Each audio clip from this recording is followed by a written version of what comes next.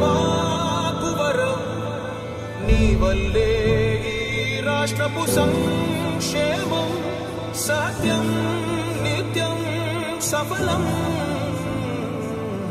జనగణ మంగళ గాయకుడా ఘనమగు చరితల నాయకుడా పలుతరములు మము పరిపాలించర స్వామికుడా నవయుగ మేధో సైనికుడా సమయము తెలియని సేవకుడా యువన వ్యాంధ్రకు ప్రగతిని చూపర సాధకుడా వైతాళికుడా